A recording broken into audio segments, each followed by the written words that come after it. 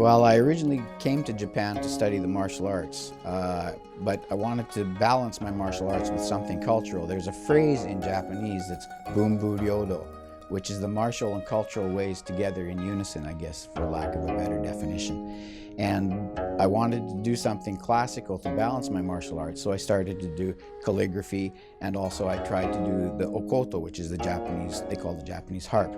But apparently I have no talent for either. So just by chance, the woman that was living next door to me was a teacher of the way of tea. And so I was quite interested in trying it. So I went to her place for what would you call an experience. And I was really interested in the way of tea and its movement, how it was connected to the martial arts. So it was quite interesting for me to see it in person.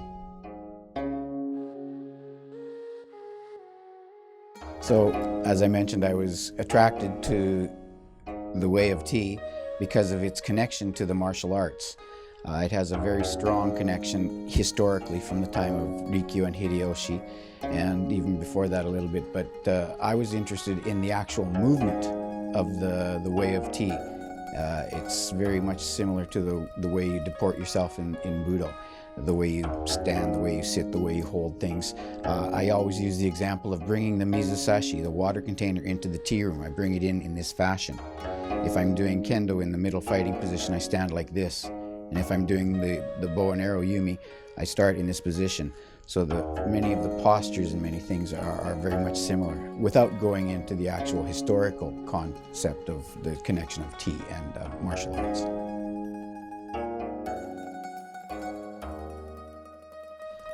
I like two phrases in Japanese, besides the one that I mentioned earlier about bunbu-ryodo.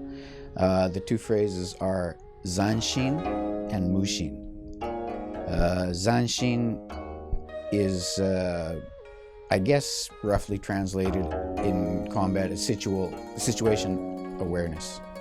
And it's also commonly used in the world of tea, meaning we translate it in tea as lingering heart. And so it's a little bit different than the martial arts because we're not fighting, but it's the same attention to detail that is given to the lingering heart, if you would. And mushin is a little bit easier, I think, to understand if I simply say being in the groove is a way that people can understand it. You're doing something that you've trained yourself to do, but you're doing it without conscious thought. It's just something that happens and something that you do. And that's what we try to strive for in what we do, regardless of whether it's a martial art or even a Japanese cultural art or whatever. You try to do something that just do it naturally, do it without thought. And those two phrases, I think, would be the ones that I would choose.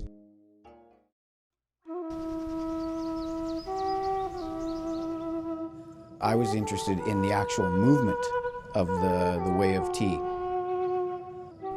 It's very much similar to the way you deport yourself in Budo.